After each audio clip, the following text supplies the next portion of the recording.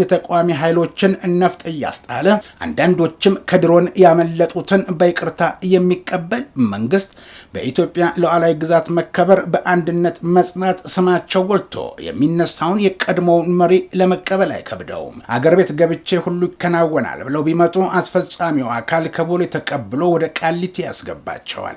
የቀድሞውን መሪ አጀንዳ አድርጌ ከበቀል ማሰሮ የደም እንጀራ መጋገር እፈልጋለሁ ባይን ለመከላከል ስራ መሰራት አለበት። የመሰረተ ቢስ ወሬና የጥላቻ ወሬ ነጋሪ የነበሩ አጀንዳቸውን ስለጨረሱ አዲስ የቅራኔ በር ለመክፈት እቅድ ያላቸው ባንዳዎች የገቢ ምንጫቸው ለማድረግ የተዘጋጁበት መሆኑን እንገምታለን ይላሉ።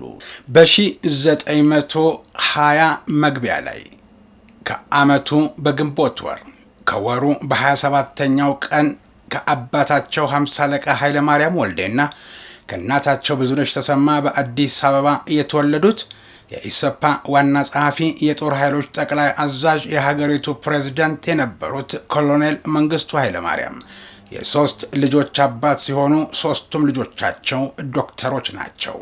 ዛሬም በሐራሬ በህይወት ይገኛሉ።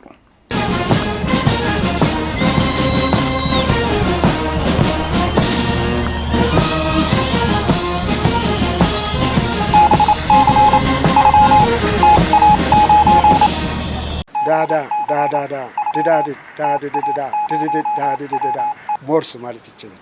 ይህ ሞርስ ነው የሚያዘጋጀው ወንድም ኢዮብ። ጤና ይስጥልኝ። ይህ በሞርስ ኮሚኒኬሽን ተዘጋጅቶ የሚቀርብላችሁ መርሃ ግብር ሲሆን በምድር ኃይል ፎሌን ሲነፋ፣ በባህር ኃይል ማስተሪንግ፣ በአየር ኃይል ፓሬድ ሲደረግ ወደ እናንተ እንዲደርስ በሞርስ የበላይ ጠባቂ የተሰናዳው የሰኞ ጥር 18 ቀን 2018 ዓ.ም የሞርስ ልዩ ዝግጅት እነሆ ጀመረ።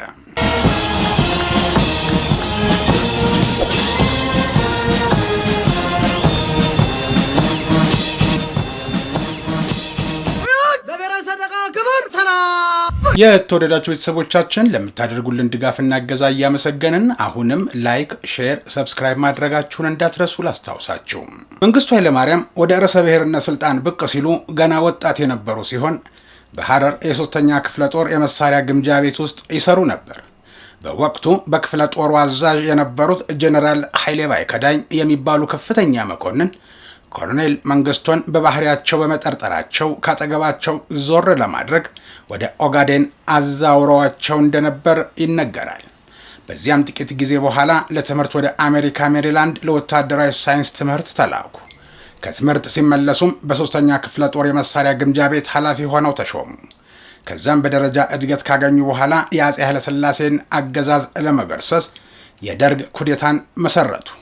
በመኮንኖች ህብረት የተመሰረተው ደርግ በአብዛኛው ተደማጭነትና የፖለቲካ ብስለት በነበራቸው በቆራጥነታቸው ታዋቂ በሆኑት በመንግስቱ ኃይለ ማርያም ስልታዊ አደረጃጀት ተቀናብሮ የንጉሱን ወንበር ገለበጡት። ይህ በሆነ ወቅት በነበረው አለመረጋጋት በከተማው የተኩስ ልውውጥ ተደርጎ ነበር። የመጀመሪያውን ስልጣን በመያዝ የደርግ ሊቀመንበር ሆነው የተሾሙት ጄኔራል አማን አምዶም ነበሩ።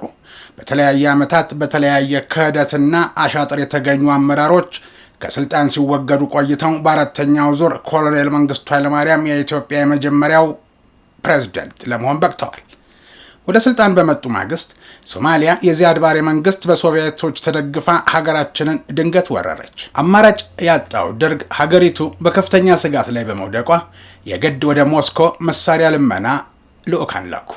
በሌላ በኩል ሞስኮ ከሶማሊያ ጋር ጥቅሟን በማወዳደር ለመንግስቱ መሳሪያ መስጠት ካስፈለገ በፊርማ ሶሻሊስት ካምፕ መግባቱን እንዲያረጋግጡ ስለጠየቀች ኮሎኔል መንግስቱ ይህን በማድረጋቸው በይፋ የሚመሩት አብዮት የሌኒኒስት ማርክሲስት መሆኑን በአዋጅ አሳወቁ።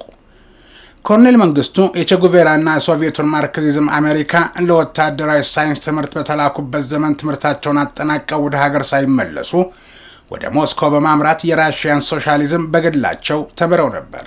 ወደ ሀገር ሲመለሱም ንጉሱ በዚህ ድርጊታቸው ለ2 ዓመት በኦጋዴን በረሃ በቅጣት እንዲቆዩ አድርገዋቸው ነበር። የመንግስቱ ስለ ሶቪየት ሶሻሊዝም ፖለቲካ ዕውቀት የሚያውቁት የቅርብ መኮንኖች በደርግ ኩዴታው የነቃውንና ብስለት ያለውን ደፋሩን መንግስቱ ኃይለ ማርያምን ነበር በአደራጅነት እየመደቡት። ከስምምነቱም በኋላ በሁለት ወር ጊዜ ውስጥ የብዙ ሚሊዮን ዶላር ታንክና የጦር መሳሪያ እርዳታ ማግኘት ብቻ ሳይሆን በሞስኮ በኩል የኪዩባን የጦር አማካሪዎች በማግኘታቸው የወራሪውን የሶማሊያን ኃይል መመከት ችለዋል። በወቅቱ በአገር ውስጥ ግንባር ቀደም ተቀናቃኝና ተቃዋሚ ከነበረው ከኢሃፓ ጋር የከተማ ለከተማ ውጊያና መገዳደል ተጀመረ። በመንግስቱ ኃይለማርያም ላይ የተቀነባበረ የ16 ጊዜ የመግደል ሙከራ ተደርጎባቸው አምልጠዋል። ጠላቶቻቸው ከውስጥና ከውጭ ብዙ ስለነበሩ ለ17 ዓመታት ቀንና ሌሊት ሲዋጉ አገርን በልማት በምርት ዘመቻ፣ በመሰረተ ትምህርት ዘመቻ እንዲሁም ስራ አጥነትንና ሴተኛ አዳሪነትን ለማስወገድ የኢንዱስትሪ ስራዎችን በመክፈትና በማስፋፋት መሬትን ለአራሹ በመከፋፈል ለድሃው ህዝብ ርካሽ የቤት ኪራይን በመደንገግ ለአገራቸው ከፍተኛ አገልግሎት ያበረከቱ ታላቅ መሪ መሆናቸውም ይነገርላቸዋል። ይህን በጎ ተግባራቸውን ለመናገር የሚያንቃቸው የግል ጥቅማቸውን ከአገር ጥቅም ይልቅ አብልጦ የሚወዱ ተቀናቃኝ ሰዎች ብቻ ናቸውም ይባላል። የምዕራባውያን የመንግስታት እንደ ኮሚኒስት አምባገነን አድርገው ይቆጥሯቸዋል። በአገር ውስጥም ኦርቶዶክስን ማዳከም የተጀመረው በእርሳቸው የስልጣን ጊዜ ነው ሲሉ ሃይማኖተኞች ጣት ይቀስራሉ።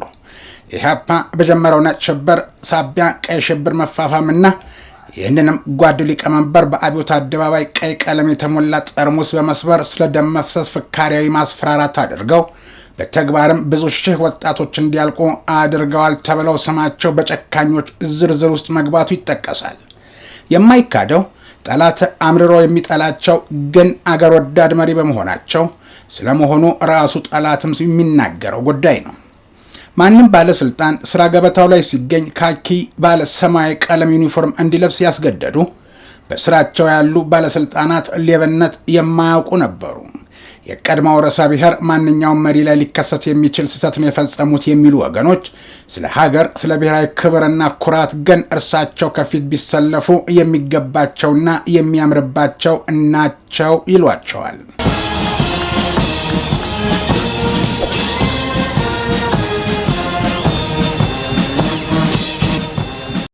የተወደዳችሁ ቤተሰቦቻችን ስለምታደርጉልን ድጋፍና እገዛ እያመሰገንን በሞርስ የበላይ ጠባቂ የተፈቀደውን መልእክት ሰምተን እንመለስ።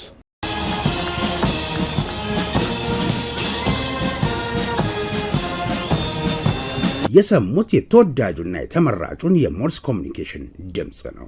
ከጥቅምት 1900 የተነሳውን የጦር ኃይል ታሪካችንን ይዘን በዱላ ቅብብል ዛሬ ላይ ደርሰናል።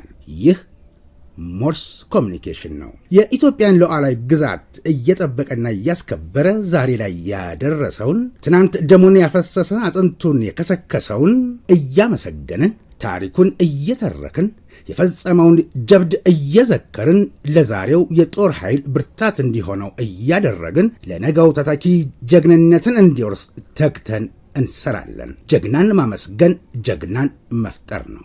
ኢትዮጵያንና ጀግኖቿን ያለ ሰብስክራይብ፣ ሼር፣ ላይክ ያድርግ። ይህ ሞርስ ኮሚኒኬሽን ነው። የኢትዮጵያ አምላክና የኢትዮጵያን ሕዝብ ይዞ የሚወድቅ የለም። ይህ ሞርስ ኮሚኒኬሽን ነው። ኢትዮጵያን ለ17 ዓመታት እንደፈቀዱና እንደፈለጉ ሲገዙ የነበሩት ኮሎኔል መንግስቱ የሽምቅ ተዋጊው ጦር ወደ አዲስ አበባ ሲቃረብ ሸሽተው ከሀገር ወጡ።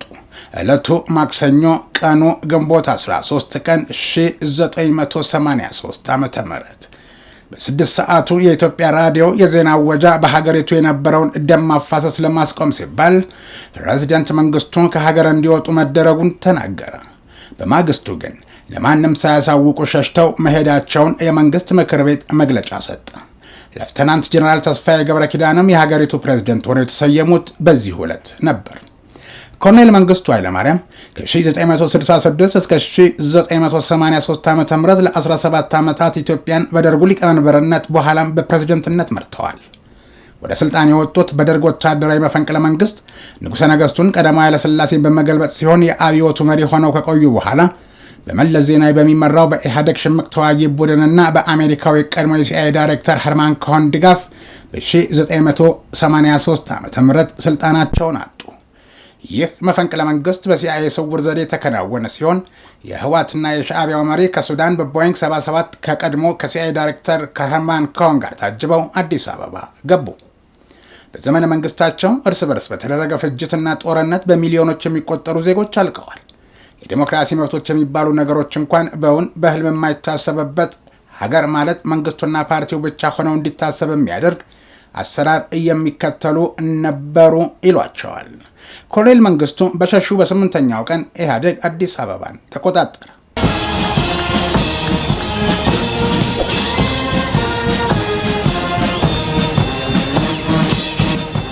ጥር 3 ቀን 1999 ዓ.ም የፌዴራሉ ከፍተኛ ፍርድ ቤት በዘር ማጥፋት ወንጀል ተጠርጥረው ተከሰው በነበሩ የደርግ ባለስልጣናት ላይ እስከ ዕድሜ ልክ እስራት ድረስ የተለያዩ የቅጣት ውሳኔዎችን ከሰጠ በኋላ አቃቤ ሕግና ተከሳሾቹ ለጠቅላይ ፍርድ ቤት ይግባኝ ብለው እንደነበር ይታወሳል። አቃቤ ሕግ ቅጣቱ አንሷልና በሞት ፍርድ ይቀጡልኝ ሲል፣ ተከሳሾቹ ደግሞ በነጻ ልንሰናበት ይገባናል አሊያም ቅጣቱ በዝቶብናልና ይቀነስልን ሲሉ ነበር በተለያዩ መዝገቦች ይግባኝ ብለው የነበሩት።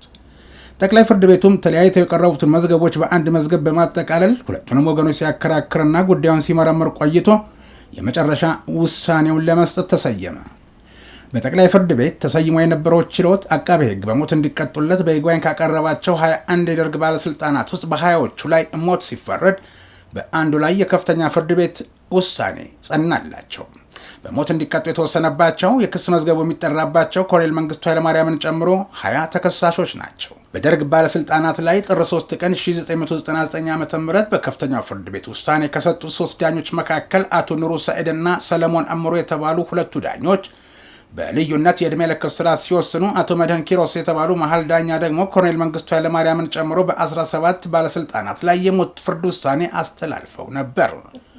ኢህአዴግ ደርግን አሸነፍኩ ብሎ አዲስ አበባ ገብቶ 17 ዓመት ከቆየ በኋላ ለ17 ዓመት ኢትዮጵያን የመራው ከፕሬዝዳንት መንግስቱ ኃይለማርያም አስተዳደር ባለስልጣናት 20ዎቹን በሞት ቅጣት እንዲቀጡ ተበየነባቸው። ኮሎኔል መንግስቱ ኃይለማርያም የክስ መዝገብ ተከሰው ከነበሩት ወደ 130 የሚጠጉ ግለሰቦች ውስጥ በሞትና በተለያዩ ምክንያቶች ቁጥራቸው ወደ 79 አካባቢ ደርሶ ነበር። ከነዚህ ውስጥ በብይን ወቅት አንድ ሰው ብቻ በነፃ መለቀቁ አይዘነጋም። በቀድሞው የኢትዮጵያ መንግስት አመራሮች በነ ኮሎኔል መንግስቱ ኃይለማርያም ክስ መዝገብ ስር በዘር ማጥፋት ወንጀል ተከሰው የሞት ፍርድ የተወሰነባቸው የደርግ ባለስልጣናት የቅጣት ውሳኔ ወደ ዕድሜ ልክ መለወጡ የተገለጸው ረቡዕ ግንቦት 24 ቀን 2003 ዓ.ም ነበር። በፕሬዝዳንት ግርማ ወልደ ጊዮርጊስ ይፋ የሆነው ይህ መግለጫ የቀድሞ ባለስልጣናት ምህረት ተደርጎላቸው እስር የሚገኙትን 23ቱን እስረኞች የሚያካትት የሞት ፍርዱ ወደ ዕድሜ ልክ እስራት እንደተለወጠ የሚገልጽ ነበር። ወደ ዕድሜ ልክ የተለወጠውን የቅጣት ውሳኔ ለማስለወጥ የሃይማኖት መሪዎች ጥረት ማድረጋቸው ሲገለጽ፣ ቅጣታቸው ዝቅ ከተደረገላቸውና ወደ ዕድሜ ልክ የተቀየረላቸው እስረኞች ፍቅረ ስላሴ ወግደረስ፣ ለገሰ አስፋው፣ መላኩ ተፈራ፣ ተስፋዬ ወልደ ስላሴ፣ ገስግስ ገብረ መስቀል፣ ጀነራል ለገሰ በላይነህ፣ አብዱልቃድር መሐመድ፣ ጴጥሮስ ገብሬ፣ ስለሺ መንገሻ፣ ኮሎኔል ናደው ዘካሪያስ፣ በጋሻው አታላይ፣ ሜጀር ጀነራል ውብሸት ደሴ፣ ኮሎኔል ፍስሐ ደስታ፣ ኮሎኔል እንዳለ ተሰማ፣ ኮሎኔል ደበላ ዲንሳ፣ አርጋው ይመር፣ ደገኔ ወንድማገኘው፣ እሸቱ ሸንቁጤ፣ ገሰሰ ወልደ ኪዳን፣ ደሳለኝ በላይ፣ ልሳኑ ሞላ፣ አበበ እሸቱ እና ብርሃኑ ማሞ ነበሩ። በምህረቱና በቅጣት ማስተካከያው ዙሪያ የተለያዩ አስተያየቶች የተሰነዘሩ ሲሆን በተለይ የቀድሞ ባለስልጣናቱ ቅጣት መሻሻል የለበትም በሚሉ ወገኖችና እስካሁን የቆዩበት የእስር ጊዜም በቂ ስለሆነ መለቀቅ አለባቸው በሚሉ ወገኖች መካከል የተለያዩ ክርክሮችን አስነስቶ ነበር። በኢትዮጵያም ይሁን በዓለም አቀፍ ሕግ መሰረት የተከሰሱበት የዘር ማጥፋት ወንጀል ይቅርታና ምህረትን የሚከለክል መሆኑን የሚያስረዱ የሕግ ባለሙያዎች ግን አልታጡም። የኢትዮጵያ ጠቅላይ ሚኒስትር ዶክተር አብይ አህመድ ከዓመታት በፊት ለመገናኛ ብዙሃን በሰጡት መግለጫም በቀይ ሽብር ለተከሰሱ ሰዎች የሀገሪቱ ሕገ መንግስት ምህረትን እንደሚከለክል መናገራቸው ይታወሳል።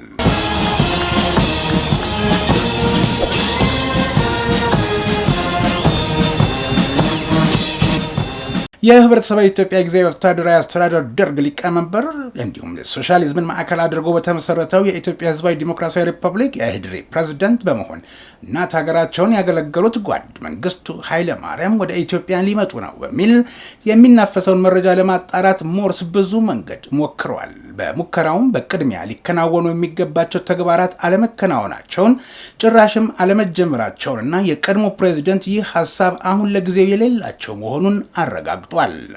አስተያየታቸውን ሞርስ የጠየቃቸው የህግ ባለሙያ በበኩላቸው በፍርድ ቤት ውሳኔ ያገኘ ጉዳይ ቢሆንም ፍርዱ መፈጸም ስላለበት ኮሎኔል መንግስቱ ወደ አገር መግባት የሚችሉት በይፋ ይቅርታ ጠይቀው የይቅርታቸውን ማመልከቻ ለርዕሰ ብሔሩ አስገብተው ርዕሰ ብሔሩ ባላቸው ስልጣን ምህረት ሲያደርጉላቸው ብቻ ነው። ይህ ስነ ስርዓት ሳይሟላ አገር ቤት ገብቼ ሁሉ ይከናወናል ብለው ቢመጡ አስፈጻሚው አካል ከቦሌ ተቀብሎ ወደ ቃሊቲ ያስገባቸዋል። ቅድሚያ ስነ ስርዓቱ ሊጠናቀቅና ሊፈቀድ ይገባል ሲሉ የህግ ባለሙያው ለሞርስ አስተያየታቸውን ሰጥተዋል። መንግስቱ ኃይለማርያም ከመምጣታቸው በፊት መጀመሪያ የሚደረገው ነገር ይህንን በርዕሰ ብሔሩ ምክንያት አማካኝነት የተፈጸሙትን ምህረት ተደርጎ ያ የምህረት ደብዳቤ ተይዞ ነው የሚመጣው። ስለዚህ ወደ ቤታቸው እንጂ ወደ ማረሚያ ቤት ሄዱ የሚሉበት አግባብ አይኖርም። ከመጡ ፕሮሲጀሩ የሚሆነው አሁን ላይ በምን መንገድ እንደሚመጡ ምናምን ኦፊሻል እንትን ባልተሰጠበት አስተያየት መስጠት የሚከብድ ቢሆንም ነገር ግን እሳቸው ለመምጣት መሆን ያለበት ይሄ ሲመጣ ግን ያው ስነ ስርዓት አለው። ይቅርታ የሚጠይቀውም ሰውዬ ይቅርታ መጠየቅ ያለበት መጀመሪያ ይቅርታ ደብዳቤ መላክ አለበት ኦፊሻሊ ለመንግስት። ያንን መንግስት ሲቀበል እንደዛ ነው ፕሮሲጀር። ነገር ግን አሁን የስራ ዘመኔን ላጠናቀቅ ነው የሚለው የኢትዮጵያ ሀገራዊ ምክክር ኮሚሽን የኢትዮጵያ ችግር ምንድነው? ከየትስ ጀመረ? ሲንከባለል እየት ደረሰ? ምንስ አደረሰ? እንዴት ይፈታ? የሚለውን አጀንዳ ከህብረተሰቡ አሰባስቦ ያጠናቀቀ ስለሆነ ኮሚሽኑ በሚያቀርበው ካሰባሰበው አጀንዳ ተነስቶ የችግሩን ፍለጋ ለይቶ ለመንግስት ምክር ሀሳብ ሲያቀርብ እርቅ ከሆነ በሽግግር ፍትህ ተለይቶ የሚታይ ከሆነ ያን ጊዜ በሚወሰነው ውሳኔ የቀድሞውን ርዕሰ ብሔር የሚመለከታቸው ውሳኔ ተለይቶ ይታወቃል እንጂ አሁን ላይ ምንም ማድረግ አይቻልም። ሰሞነኛ የሆነውን ይመጣሉ የሚለውን አባባል በሁለት መንገድ እናየዋለን የሚሉ ታዛቢዎች አንደኛው የቀድሞው ርዕሰ ብሔር ቢመጡ ምን ይላል፣ ባይመጡስ ምን ይላል የሚለውን የህብረተሰቡንና የቀድሞውን ርዕሰ ብሔር የተመለከቱ ዳሰሳዎችን ለማድረግ በቀናነት ሐሳብ ለማግኘት የተነሳ ወገን ሊኖር ይችላል ብለን እናስባለን። ሁለተኛው ግን የሀገራዊ ምክክር ኮሚሽን ስራውን እያገባደደ በመሆኑ የቀድሞው ርዕሰ ብሔር ጉዳይ አጀንዳ በማድረግ አወንታዊ ጎኑ ሚዛን ከደፋ ወትሮም በደም የጨቀየን ገዳይ ሰው ለማምጣት መታሰቡ በሚል የኮሚሽኑን ድካም ጥላሸት ለመቀባት፣ አሉታዊ ጎኑ ሚዛን ከደፋ ያጠፋን ሰው ያላካተተ በሚል ኮሚሽኑ ምንም እንዳልሰራ ይጠቅመኛል ያለ አጀንዳ ቀራጭ ቡድን ያለ ይመስለናል ባይ ናቸው። ሌሎች አስተያየት ሰጪዎች ደግሞ የእስከዛሬ መሰረተ ቢስ ወሬና የጥላቻ ወሬ ነጋሪ የነበሩ አጀንዳቸውን ስለጨረሱ አዲስ የቅራኔ በር ለመክፈት እቅድ ያላቸው ባንዳዎች የገቢ ምንጫቸው ለማድረግ የተዘጋጁበት መሆኑን እንገምታለን ይላሉ። የእነዚህን ወገኖች ግምት የሚደግፍ መረጃ ለማግኘት ባይቻልም በተጨባጭ ሞርስ እጅ የገባው መረጃ አስፈላጊ የህግ ስነስርዓቶች ከተሟሉ የተቃዋሚ ኃይሎችን ነፍጥ እያስጣለ አንዳንዶችም ከድሮን ያመለጡትን በይቅርታ የሚቀበል መንግስት በኢትዮጵያ ሉዓላዊ ግዛት መከበር በአንድነት መጽናት ስማቸው ጎልቶ የሚነሳውን የቀድሞውን መሪ ለመቀበል አይከብደውም። ግን ከአባቱ ገዳይ የሚታረቀው የህብረተሰብ ክፍልም የሞተው አይነሳም አንድ የሆነ ብሎ ይቅርታውን ሊሰጣቸው ይችል ይሆናል። ሁለት ነገሮች ግን ግድ ናቸው። አንደኛው የህግ ስነ ስርዓት ሳይሟላ መግባት አይታሰብም። ሁለተኛው የህግ ስነ ስርዓት ቢሟላም የቀድሞውን መሪ አጀንዳ አድርጌ ከበቀለ ማሰሮ የደም እንጀራ መጋገር እፈልጋለሁ ባይን ለመከላከል ስራ መሰራት አለበት የሚሉ መረጃዎችን ሞርስ ለማሰባሰብ ችሏል። ጓድ ኮሎኔል መንግስቱ ኃይለማርያም ወደ ሀገራቸው እንዲመለሱ መሻት መልካም ቢሆንም አሁን በስራ ላይ ያለው የኢፌዴሪ ህገ መንግስት ወደ ሀገር ከተመለሱ የግድ ማረሚያ ቤት እንዲገቡ የሚያስገድድ ድንጋጌ መያዙንና ሰሞነኛውን የርዕሰ ብሔሩ ሊመጡ ነው መረጃን የተመለከተ ያዘጋጀነው ልዩ ዝግጅት በዚሁ አበቃ።